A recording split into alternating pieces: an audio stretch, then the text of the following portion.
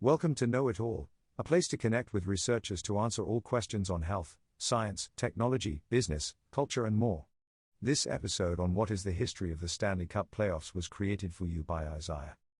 In this topic, Know It All will answer: what are the Stanley Cup playoffs? Who was Lord Stanley? How has the Stanley Cup playoff run changed over time? The Stanley Cup playoffs have a long and storied history. The NHL's championship playoff tournament has been around since the league began in 1917, with its first champion being awarded to the Montreal Wanderers on March 14 of that year. Since then, teams from all over Canada and much of the United States have competed for hockey's ultimate prize every springtime season. Before there was an official Stanley Cup playoff tournament, each team would compete against one another during regular season play as well as at exhibition matches at neutral sites such as Madison Square Garden or Maple Leaf Gardens. Afterward, 4 clubs were chosen by vote to participate in what we now know today known as the Stanley Cup Finals.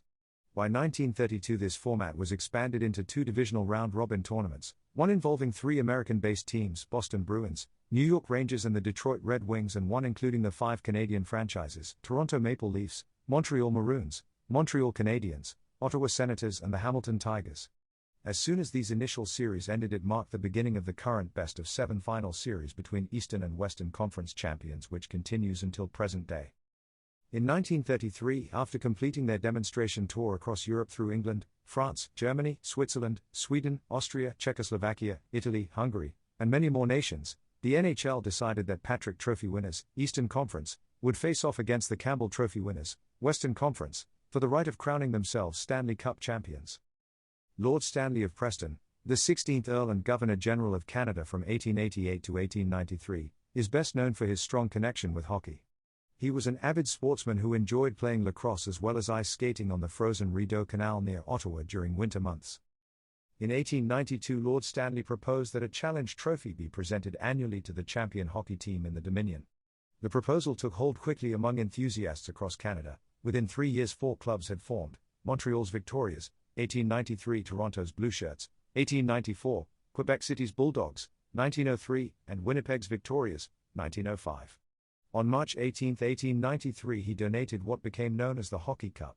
Since it first came into existence over 120 years ago, this cup has been awarded every year, except in 1919 due to the Spanish flu epidemic, to NHL champions, ever since being renamed the Stanley Cup after its donor. Keenly aware of how popular professional sports could impact people around him, Lord Stanley's financial support extended beyond just donations towards teams by also providing personal funds so they could acquire uniforms or equipment when necessary. His enthusiasm encouraged others at different levels to take part in hockey.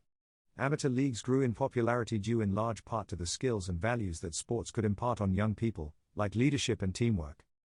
Over time, several changes took place within rules governing the Stanley Cup playoff process, like restricting the number of participating teams to 16 from 1967 onwards instead of the 24 teams the former system provided. Throughout the last 3 decades, focus has shifted towards making superstars rather than strong cohesive team units. This has allowed for individual players to shine brighter than ever before while leading their respective franchises to glory. This trend culminated recently when Pittsburgh Penguins star Sidney Crosby became the youngest player of his generation to record 100 points in a season at just 18 years old.